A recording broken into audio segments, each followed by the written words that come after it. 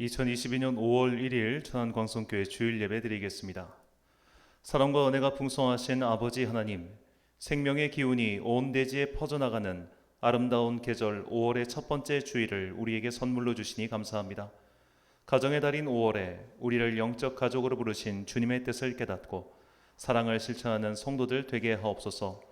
예배를 통하여 사랑의 울타리가 확장되길 소망하오며 예수 그리스도의 이름으로 기원하옵나이다. 아멘. 사도신경으로 우리의 신앙을 고백하겠습니다. 나는 전능하신 아버지 하나님 천지의 창조주를 믿습니다. 나는 그의 유일하신 아들 우리 주 예수 그리스도를 믿습니다. 그는 성령으로 잉태되어 동정녀 마리아에게서 나시고 본디오 빌라도에게 고난을 받아 십자가에 못 박혀 죽으시고 장사된 지 사흘 만에 죽은 자 가운데서 다시 살아나셨으며 하늘에 오르시어 전능하신 아버지 하나님 우편에 앉아 계시다가 거기로부터 살아있는 자와 죽은 자를 심판하러 오십니다. 나는 성령을 믿으며 거룩한 공교회와 성도의 교제와 죄를 용서받는 것과 몸의 부활과 영생을 믿습니다. 아멘. 찬송가 9장 찬양하겠습니다.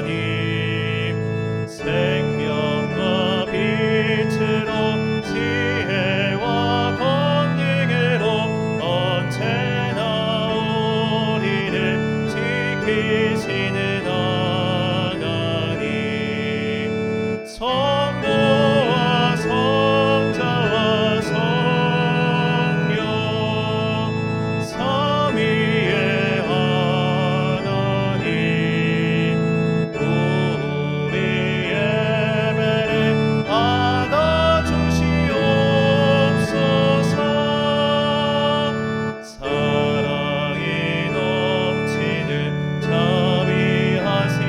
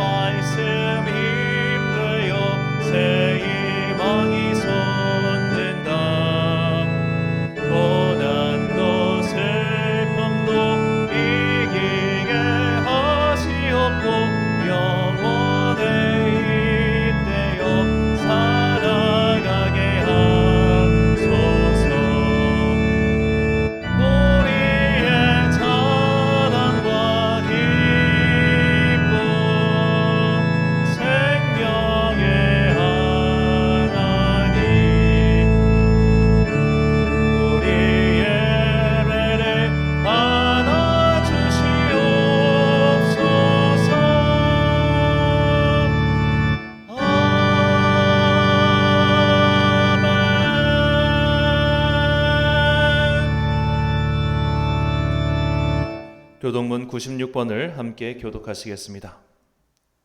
보라, 자식들은 여호와의 기업이요 그의 상급이로다. 젊은 자의 자식은 장사의 수중의 화살 같으니 이것이 그의 화살통에 가득한 자는 복되도다. 이르시되 진실로 너희에게 이르노니 너희가 돌이켜 어린아이들과 같이 되지 아니하면 결단코 천국에 들어가지 못하리라. 그러므로 누구든지 이 어린아이와 같이 자기를 낮추는 사람이 천국에서 큰 자니라. 또 누구든지 내 이름으로 이런 어린아이 하나를 영접하면 곧 나를 영접함이니 또 아비들아 너희 자녀를 노엽게 하지 말고 오직 주의 교훈과 훈계로 양육하라. 마땅히 행할 길을 아이에게 가르치라. 함께 읽겠습니다. 그리하면 늙어도 그것을 떠나지 아니하리라. 아멘. 한 주간 동안 하나님과 나만 아는 죄를 고백하며 침묵으로 참회의 기도를 드리겠습니다.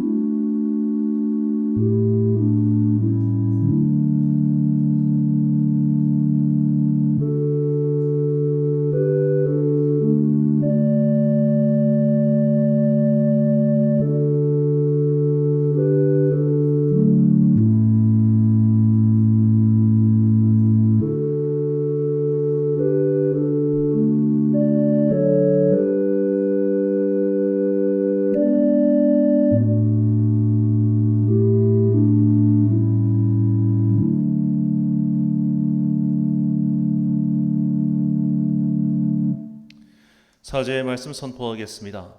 하나님이 고독한 자들은 가족과 함께 살게 하시며 갇힌 자들은 이끌어내사 형통하게 하시느니라. 오직 거역하는 자들의 거처는 메마른 땅이로다. 아멘. 오늘은 어린이 주일입니다. 그리고 가정의 달인 5월의 첫째 날이기도 합니다. 많은 이들이 자신의 가족들을 생각하며 시간을 보내는 이때 오히려 더 외롭고 힘든 사람들이 있습니다. 주님께서는 바로 그 사람들의 가족이 되시며 사랑의 울타리를 치사 보호해 주십니다. 예수님을 따라 우리도 사랑의 영역을 확장해 나가는 5월이 되시길 축원합니다.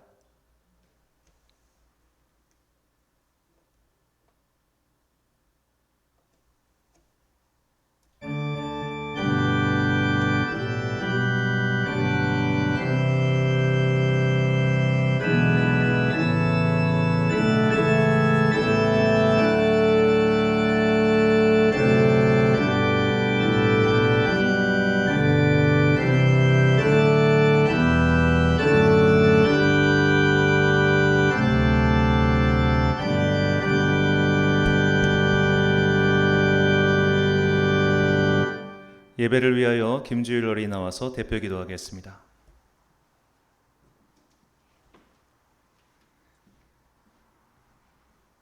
나보다 나를 더 사랑하시는 하나님, 이 시간 주님 전에 나와 예배하게 하시니 감사합니다.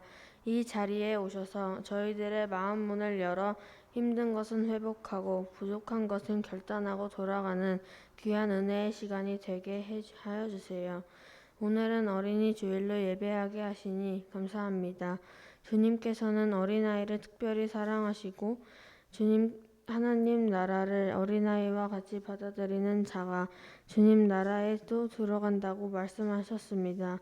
저도 모태신앙이지만 모태신앙이어도 끝까지 신앙을 지키기 어려운 경우도 있고 성장하면서 교회를 떠나는 경우도 있다고 합니다. 주님, 지금 만나고 있는 주님을 저희가 끝까지 믿고 따를 수 있게 도와주시고 어려서부터 신앙훈련을 잘 받아 살면서 겪는 기쁜 순간에 주님과 함께하게 하시고 특별히 어려운 순간마다 사람에게 의지하지 않고 주님 앞에 무릎 꿇고 기도하고 도와달라고 말씀드릴 수 있는 주님의 자녀로 커나갈 수 있게 도와주세요. 만남의 복을 구합니다.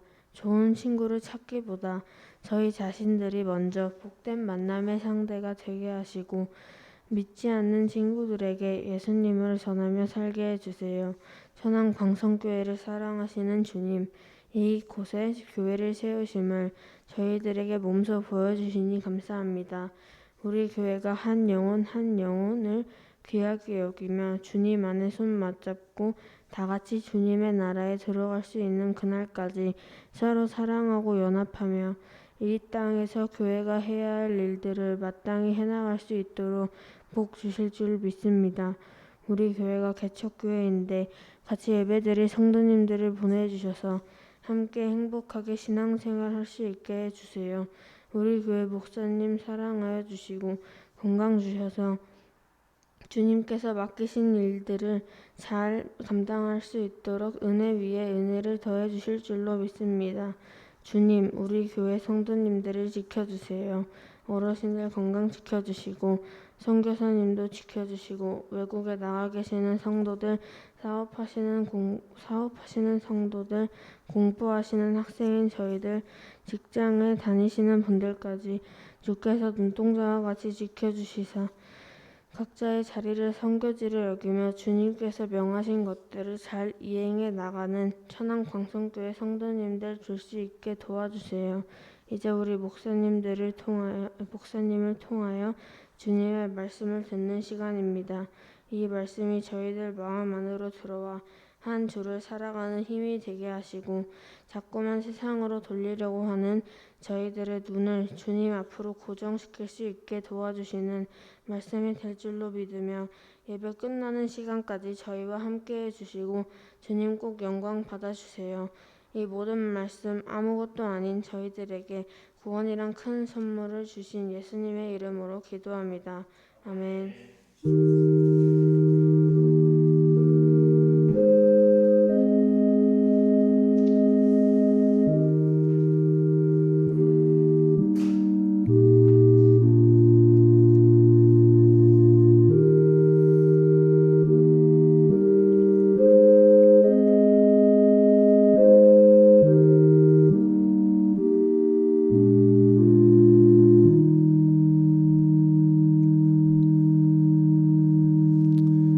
다 함께 경배 찬송 564장 찬양하겠습니다. 564장 예수께서 오실 때에 찬양하겠습니다.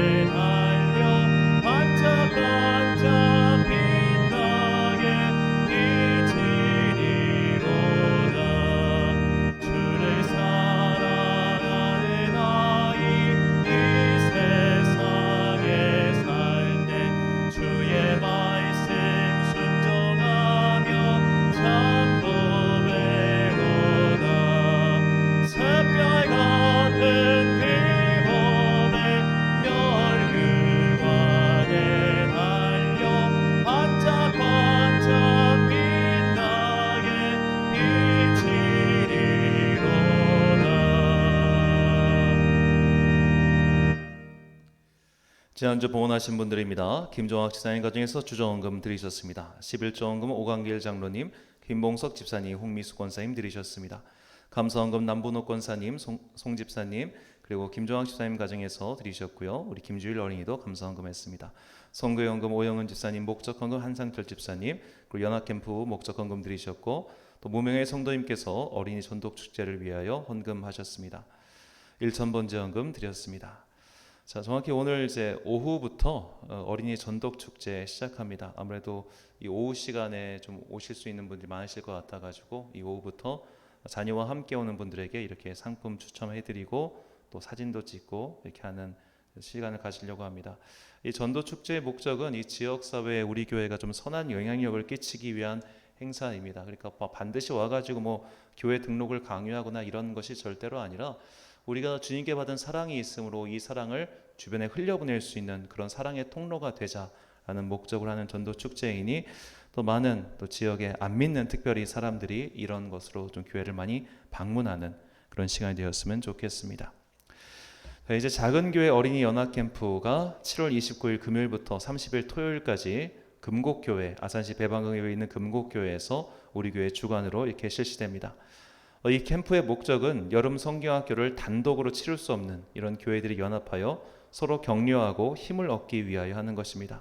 이를 위하여 교사 섬김이를 모집하고 있습니다. 코너학습과 식당 봉사와 그리고 특별히 캠프 안전 요원을 모집하고 있습니다. 이렇게 예전에 저와 함께 사역하시던 집사님이신데요. 좀 재미있는 또 그러면서 또 힘을 얻을 수 있는 코너를 많이 준비하고 있습니다. 이런 연합 캠프의 가장 중요한 건 안전입니다. 안전. 처음부터 끝까지 안전하게 마치는 게 첫 번째고, 두 번째는 무엇보다 아이들이 이 캠프를 통하여 변화받는 것이 두 번째 목적이겠죠. 그런 여러 가지 목적들이 잘 달성되고, 무엇보다 이 천안과 아산 지역에 정말 많은 개척교회들이 있습니다. 정말 많은 개척교회들이 있고 대부분 다 그냥 목회자 자녀들만 교회에 있어요. 3명, 2명, 이렇게 4명. 그 아이들이 뭐 교회에서 반주자하고 뭐하고 다 하는데, 그런 친구들이 와서 함께 좀 서로 격려하고 힘을 얻고 연합해서 이렇게 캠프를 할 수 있는 장을 마련하고자 하오니 또 성도님들의 많은 또 기도와 또 후원 부탁드리도록 하겠습니다. 드린 예물 위하여 봉헌 및 목회기도 드리겠습니다. 사랑과 은혜가 충만하신 아버지 하나님, 가정의 달인 5월입니다. 많은 이들이 화목한 가정의 울타리 안에서 평화를 누리고 있습니다. 하지만 이 땅에는 분명히 가정이 평화롭지 못한 이들도 많습니다. 남보다도 못한 가족들로 인해 고통을 당하는 자들도 있으며 가족이 없어 외로운 자들도 많습니다. 주님께서는 이런 모두를 당신의 울타리 안으로 부르셨습니다. 영적 가정인 교회 안으로 우리를 모두 초청하셨습니다. 이렇게 주님 안에서 한 가정을 이루었으니 우리의 사랑의 영역을 확장할 수 있도록 성령의 은총을 내려 주옵소서. 나의 자녀와 저 사람의 자녀는 다를 것이 없는 우리 모두의 자녀임을 깨닫게 하시고 혈육의 울타리를 넘어 믿음의 커다란 가정을 이룰 수 있도록 은총을 베풀어 주옵소서. 우리 교회가 5월을 맞이하여 어린이 전도 축제를 시작합니다.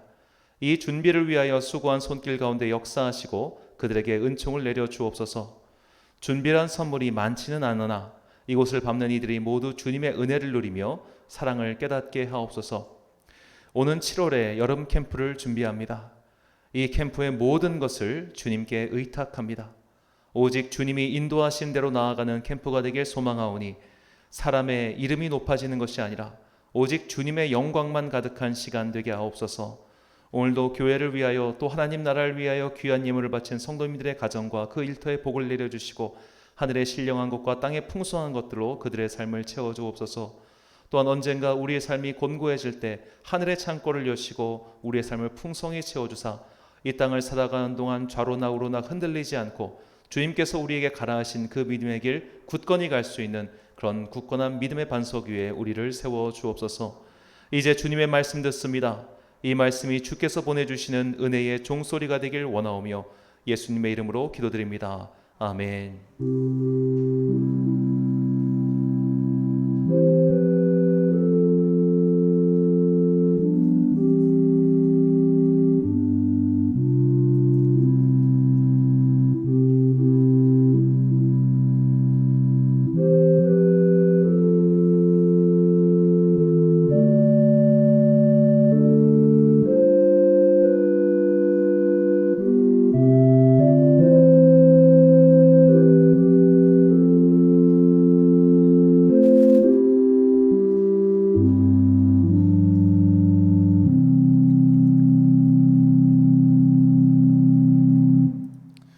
오늘 우리에게 주신 하나님의 말씀 역대상 2장 13절부터 17절까지 말씀입니다. 역대상 2장 13절부터 17절까지의 말씀.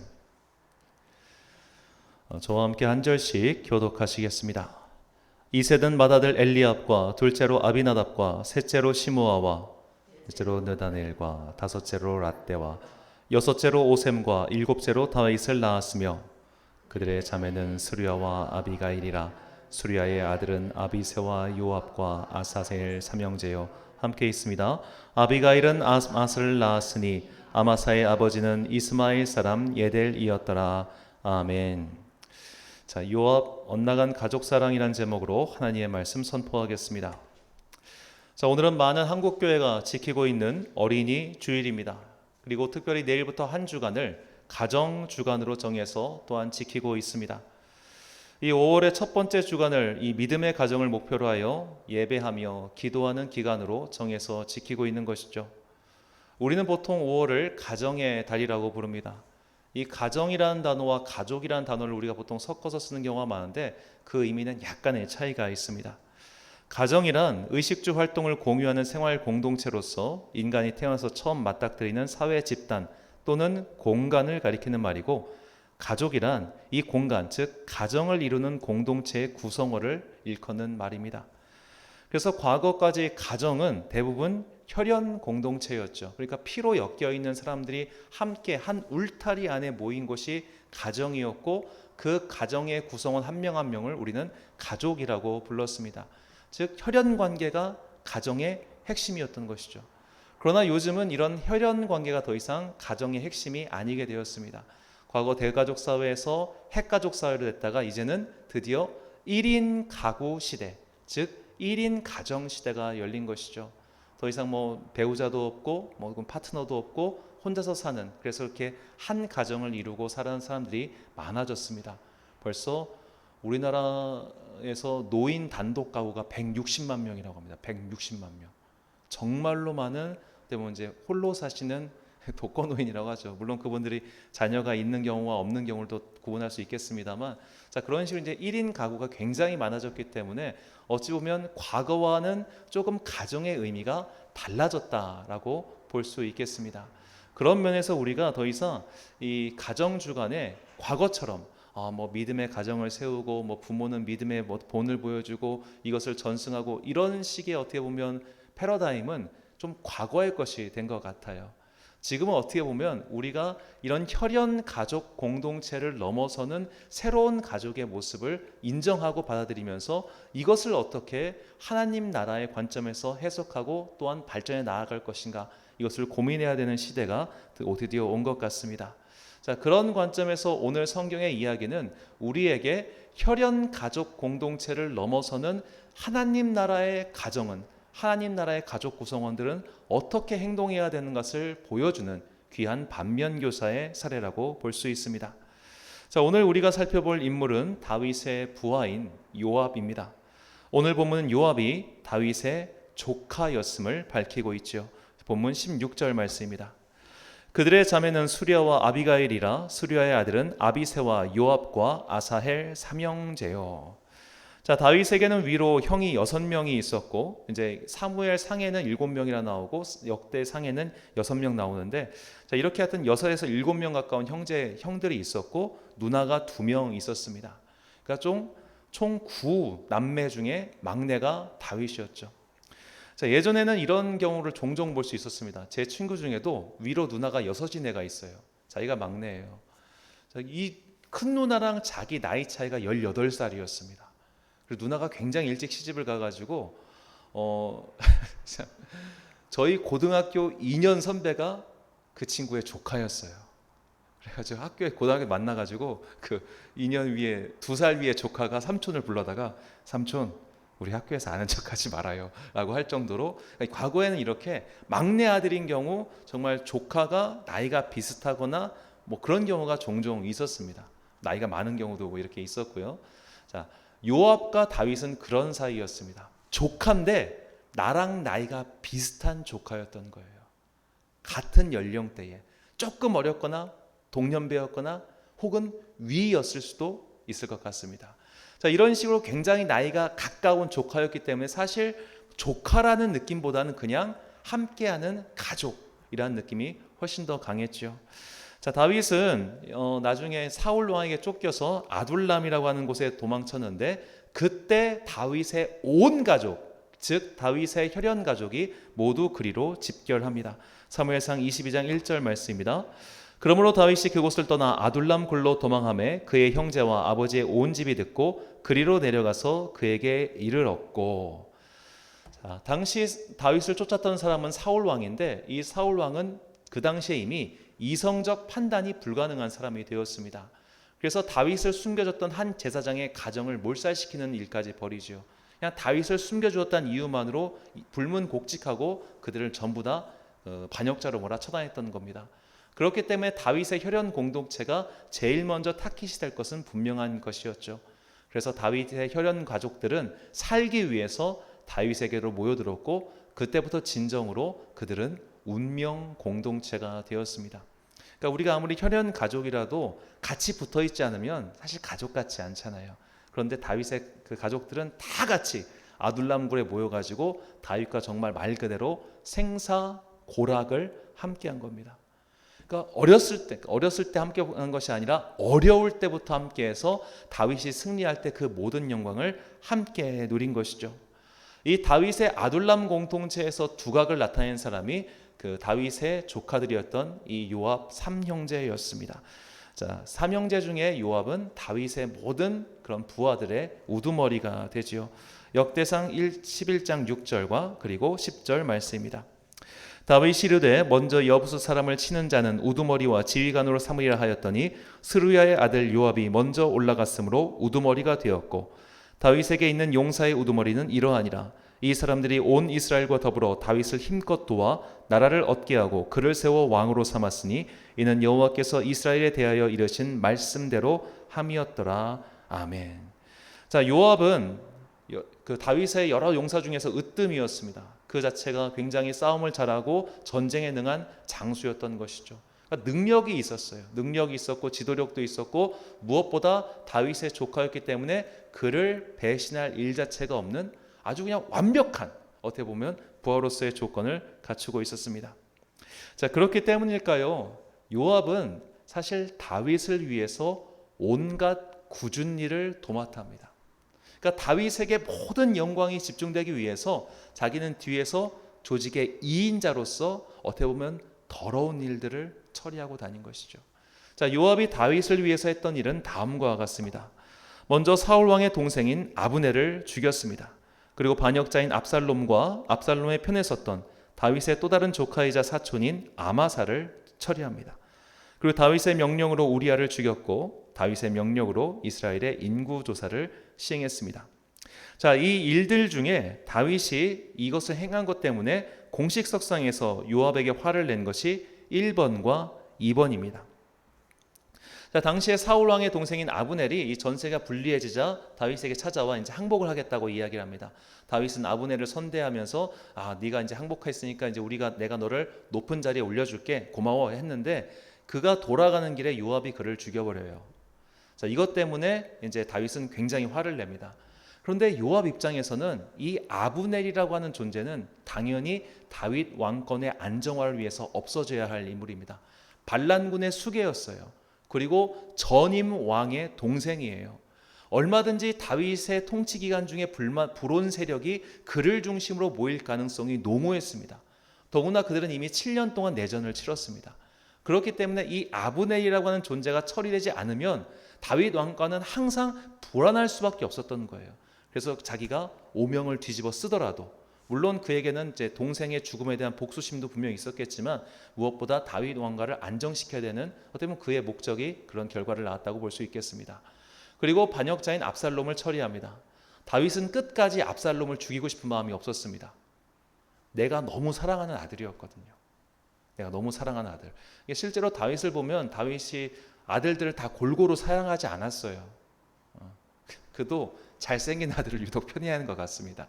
자, 압살롬 같은 경우는 성경에 나왔던 남성 중에서 요셉 다음으로 잘생긴 사람입니다. 그가 머리숱이 하도 많아가지고 이거를 잘라서 그 저울에 달면은 막 저울이 흔들릴 정도였다고 해요. 이게 기록으로 남아있는 것으로 보아 사람들이 이 압살롬의 머리 자르는 걸 가서 구경했나 봅니다. 어떻게 저렇게 숱이 풍성하고 멋있을 수가 있을까라고 다들 감탄을 했던 것이죠. 흠이 없었다고, 몸에 흠이 없었다, 그런 말이 나올 정도입니다. 자, 그렇게 압살롬을 다윗이 사랑했기 때문에 반역을 일으켰어도 야, 쟤는 죽이지 말아줘라고 부탁할 정도였습니다. 근데 요압 입장에서는 그럴 수가 없죠. 왜냐하면 그 반란군 때문에 자기가 여기까지 쫓겨왔고, 또 지금 우리 편에 서 있는 사람들은 지금 저들과 목숨을 걸고 싸우고 있잖아요. 근데 저걸 어떻게 처리를 안 해요? 그래서 자기가 직접 압살롬을 죽입니다. 자, 그리고 그들 편에서 전쟁의 지휘관 역할을 했던 아마사와 요압은 또 사촌지간이에요. 아마사는 다윗의 조카이기도 합니다. 그 아마사 역시 처리합니다. 그러니까 불온 세력들, 반란을 일으킬 만한 세력들, 다윗의 왕권을 위협할 만한 모든 존재를 요압이 다 처리한 것이죠. 자, 우리나라 역사에서 이런 선례를 어디서 찾아볼 수 있냐면 바로 태종 이방원과 세종 사이에서 알 수 있습니다. 자, 이 태종 이방원은 세종의 치세에 방해가 될 만한 세력을 그가 있을 때 다 제거해 버립니다. 자, 그래서 그가 제거한 첫 번째 사람이 자신의 처가 식구들이었어요. 이방원의 처가 식구들. 자, 민무질과 민무구 그리고 민무효, 이 사형제가 있었는데 이들은 원경항우 민씨의 동생들이었습니다. 이 친정 동생들이었고 이들이 이방원이 왕이 되는데 지대한 공을 세웠어요. 근데 지대한 공을 세워서 이들의 권력이 강해지자 쟤들이 나중에 내가 죽은 이후에 이 나라를 좌지우지할 수 있겠네 해가지고 반역죄로 몰아서 처리를 해버립니다. 그러니까 이 원경항우 민씨가 이게 얼마나 속이 북덕북덕 거렸겠어요. 자, 그리고 나서 나중에 이방원이 또 누구를 죽이냐면 그 세종의 장인이었던 시몬, 그러니까 자기 사돈이에요. 자기 또 사돈 식구를 다 죽여버립니다. 얘들도 나중에 뭔 짓을 할지 모르니까. 자, 이 정도로 이방원은 이 왕권 강화를 위해서 이 세종의 치세가 안정적으로 가기 위해 모든 걸 다 제거해버려요. 자, 그렇기 때문에 어쩌면 세종시대가 가장 이 조선시대 역사 중에서 태평성대였을 수도 있습니다. 반항하는 애들 다 없애버리고 왕이 마음껏 정치를 펼 수 있게 해놨으니까요. 요압이 이런 식으로 행동한 겁니다. 다윗에게 조금이라도 위협이 될 만한 것, 다윗의 왕권을 조금이라도 방해할 만한 모든 요소를 그가 다 제거해버려요. 그리고 왕은 항상 후방에서 편하게 있을 수 있도록 자기가 전쟁에 나가서 다 싸웁니다. 그러니까 다윗이 왕위에 오른 후 그는 거의 전장에 나가질 않아요. 전장에 나가지도 않고 직접 싸운 일도 거의 없습니다. 요압은 항상 적진의 제일 앞에 나와서 제일 먼저 싸우고 제일 뒤에 나오고, 그러니까 그는 훌륭한 지휘관이었고 왕에게 충성된 부하였어요. 왕에게 편하게 해줬고 자기는 그렇게 모든 것들을 희생하는 그런 사람이었던 겁니다. 자, 그렇게 해서 다윗의 나라는 어떻게 됐냐? 다윗의 혈연 공동체, 다윗의 가족들이 지배하는 나라가 되었죠. 사무엘하 8장 16절에서 18절까지 말씀입니다. 수르야의 아들 요압은 군사령관이 되고 아히룻의 아들 여호사밧은 사관이 되고 아히두베 아들 사독과 아비아달의 아들 아비멜렉은 제사장이 되고 스라야는 서기관이 되고 여호야의 아들 브냐야는 그렛 사람과 블렛 사람을 관할하고 다윗의 아들들은 대신들이 되니라. 자, 여기서 대신들이라고 번역한 히브리어 코헨은 제사장이라는 뜻입니다. 그러니까 다윗의 아들들이 종교 권력을 차지했다는 뜻이에요. 즉 군력, 나라의 군권은 다윗의 조카들이 다 구하고 이 종교적 권력은 다윗의 아들들이 다 가져가고, 그러니까 다윗의 혈연 공동체, 다윗의 가족들이 나라의 모든 주요 관직을 다 차지하고 나라를 다스렸다는 겁니다. 자, 오늘날 만약 이런 일이 벌어진다면 나라가 난리가 나겠죠. 뭐 대통령의 조카가 뭐하고, 지금 뭐 심지어 대통령의 아들이 무슨 어디서 지원해가지고 상만 받아도 이거 뭔가 개입한 거 아니야, 난리가 나잖아요. 현대 사회에서는 정말 있을 수도 없고 있어서도 안 되는 일이지만 고대 사회에는 이렇게 왕의 혈연 가족이 왕정을 어떻게 안정화시키기 위해서 이거를 하는 것이 굉장히 당연했습니다.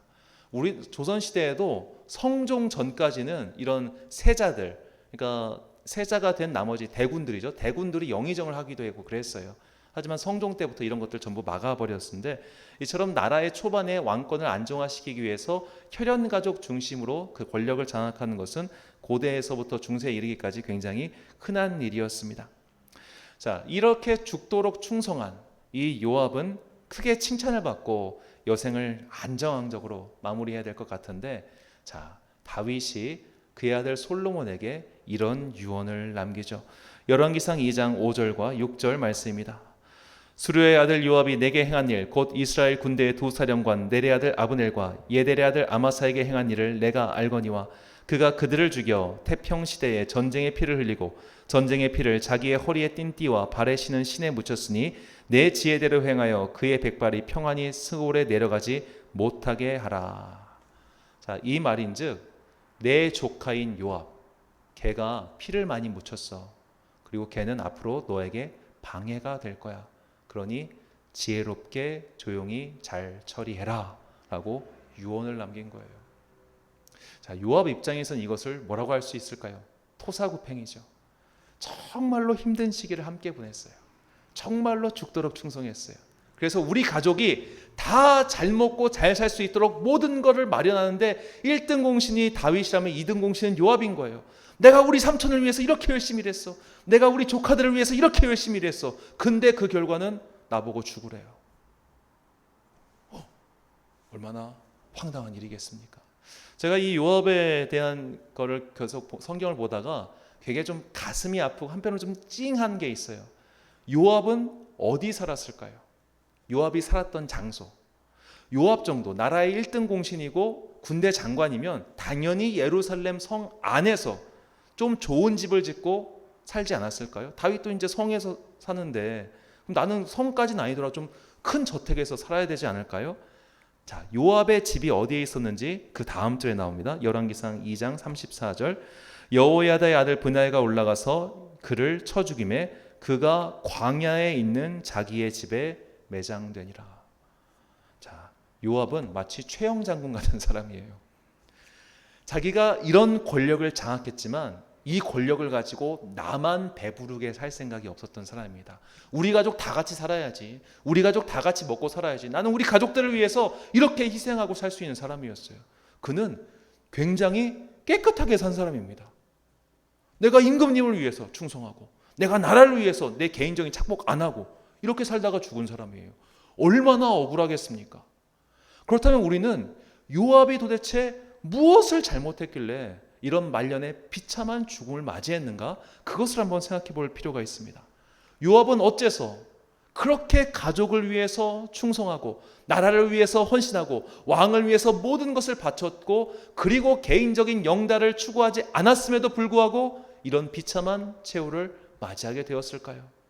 그가 하나님이 아니라 사람에게 충성했기 때문입니다. 이게 사람에게 충성한 사람의 말로예요. 내가 아무리 깨끗하게 하고 내가 아무리 열심을 다하고 내가 아무리 최선을 다해도 사람에게 충성한 자의 말로는 좋지 않은 법입니다.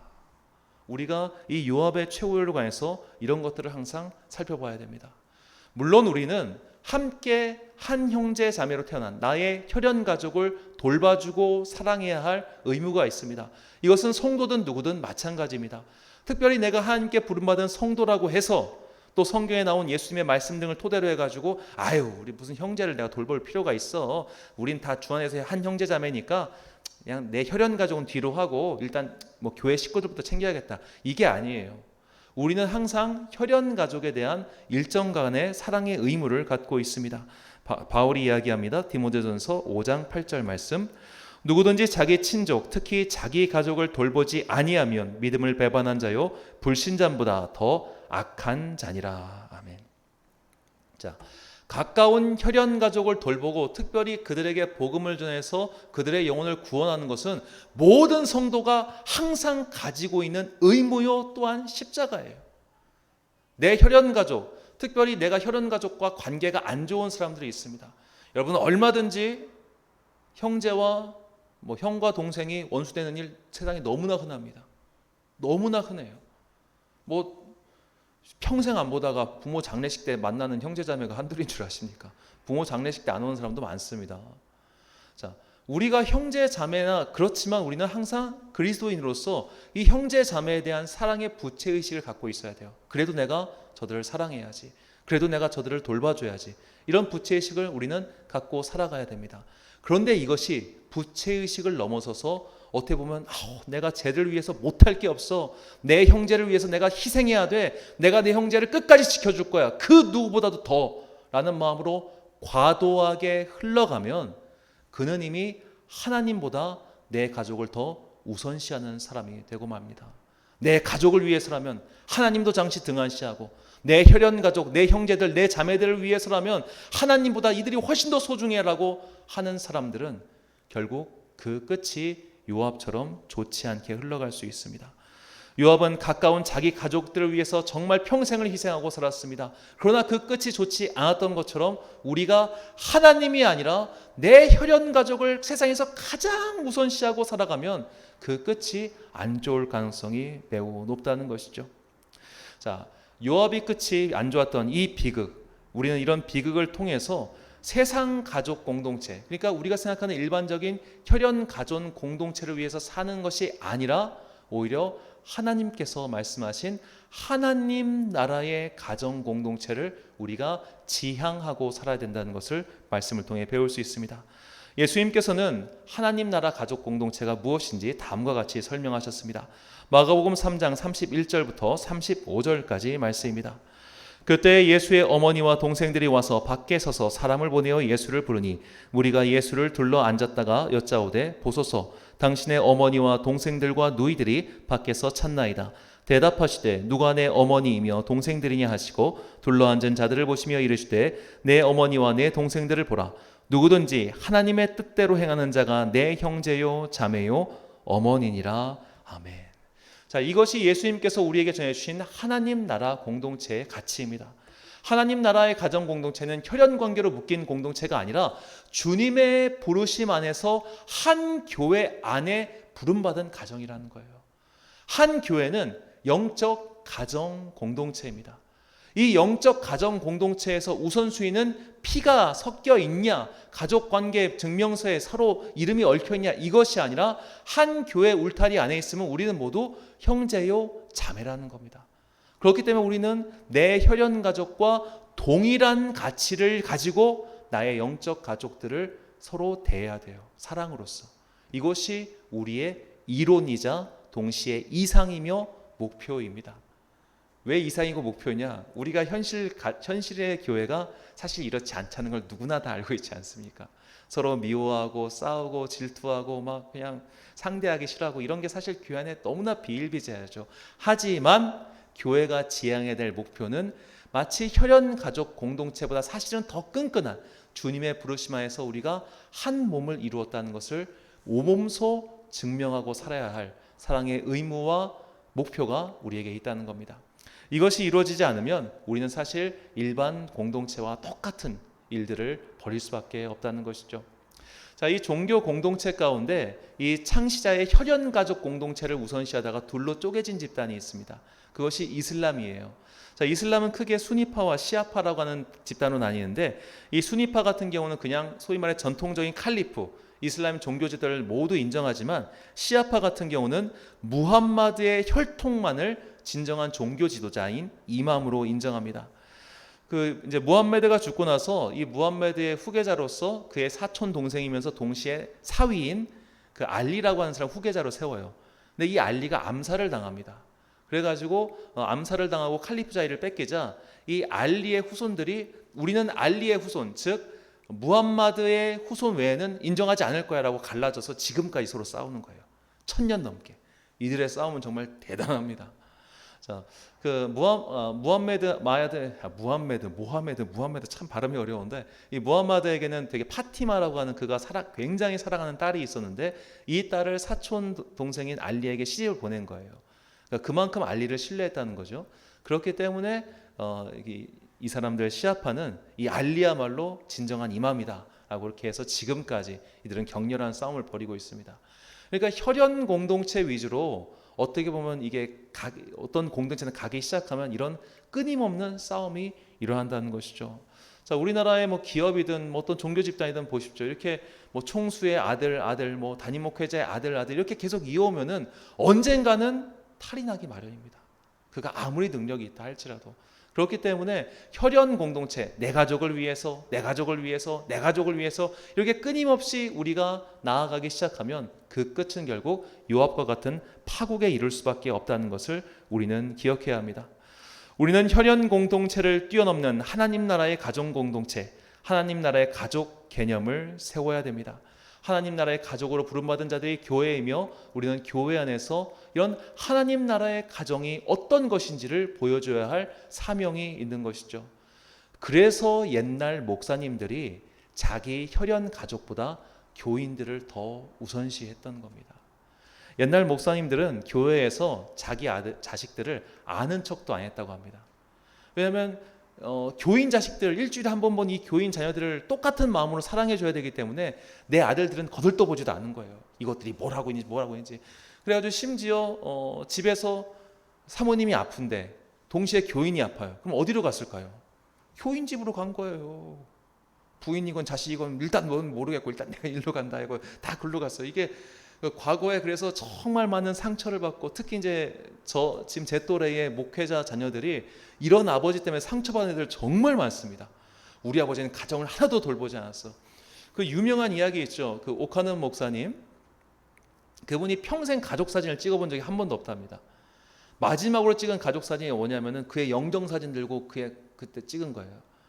한 번은 이제 이 오카는 목사님이 밤 10시에 신방 마치고 집에 돌아왔는데 너무 힘들어가지고 침대에 퍽 누우면서 사모님한테 나 죽을 것 같으니까 건드리지 마 이러고 누웠는데 바로 전화가 오더래요. 교회에서 목사님 하면서 성도가 우는 소리 전화하니까 그대로 나가더라는 거예요. 그러니까 그 오카는 목사님이 5월 달이 되면 설교를 하지 않으셨습니다. 가정에. 왜냐하면 나는 가정을 돌본 적이 없어서 가정에 대한 설교를 할 자격이 없다고 설교를 안 하셨어요. 한 번은 이제 그분이 50대 시절에 가정에 대한 어떻게 보면 책을 쓰셨는데 그의 아들이 대학생 때 그 책을 아빠 앞에 집어 던졌답니다. 아빠는 이런 말 할 자격이 없는 사람이라고. 근데 이게 옥하는 목사님만 사실 그렇게 했던 게 아니에요. 정말 많은 목사님들이 그렇게 살았어요.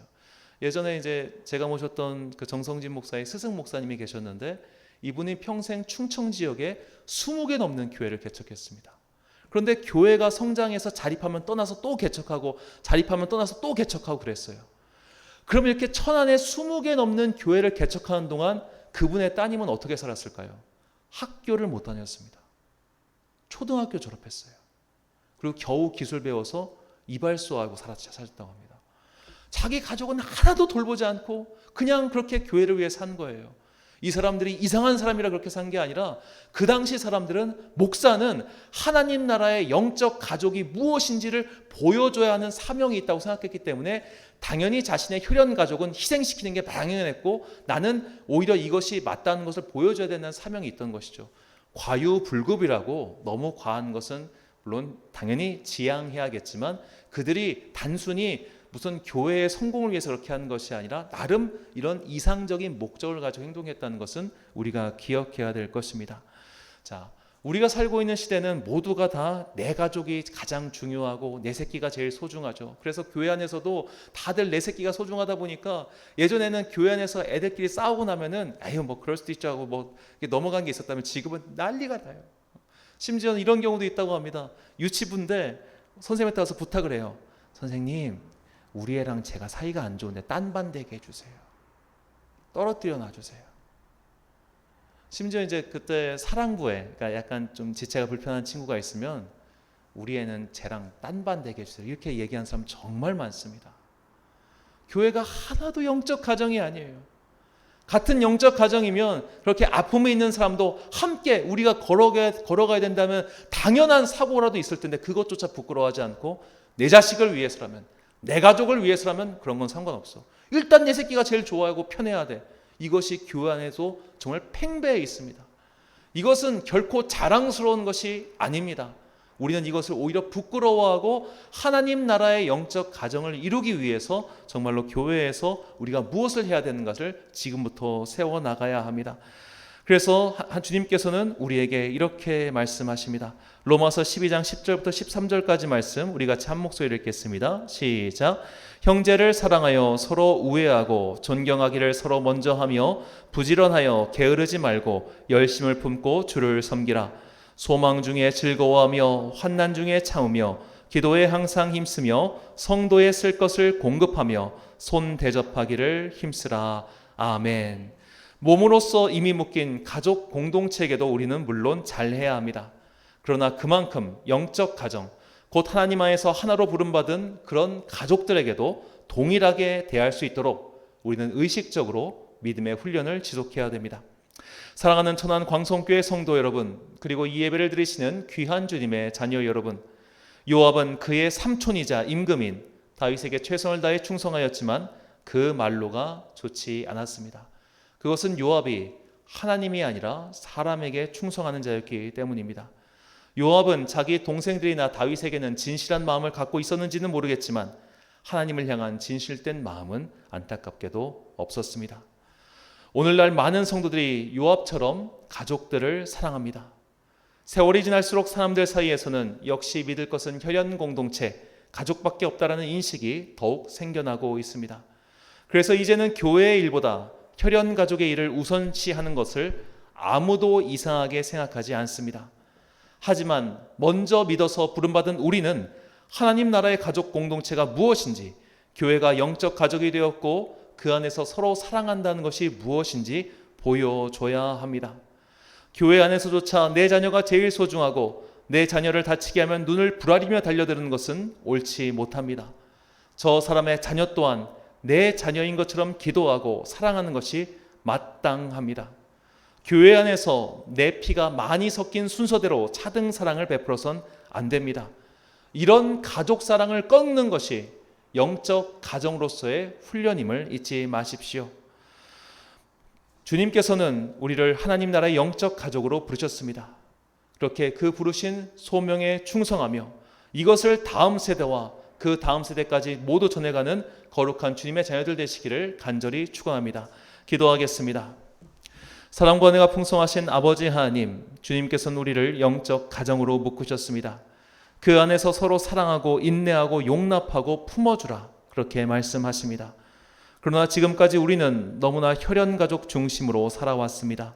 내 자식, 내 형제, 내 부모가 가장 소중했습니다. 이제 이 사랑의 외연을 확장할 수 있도록 성령님께서 우리 마음을 넓혀 주옵소서. 주님께서 경계를 넘어 그 사랑을 확장하셨듯이 우리도 혈연가족이라는 울타리를 넘어 하나님 나라의 영적 가족들을 동일하게 사랑할 수 있도록 인도하옵소서. 우리가 이런 사랑의 모범을 보여줄 때 우리는 비로소 세상이 감당할 수 없는 사랑을 보여주는 주의 사람들이 될 것을 믿습니다. 세상 사람과 똑같은 사랑의 수준을 넘어 그리스도께서 보여주신 그 큰 사랑을 목표로 삼아 그 소명을 향해 한 걸음씩 나아가는 성도들 되게 하옵소서. 이 모든 말씀 우리를 영적 가족으로 삼으시기 위해 하늘과 땅의 경계, 신과 인간의 경계를 넘어서 오신 예수 그리스도의 이름으로 기도드립니다. 아멘. 찬송가 219장 찬양하겠습니다.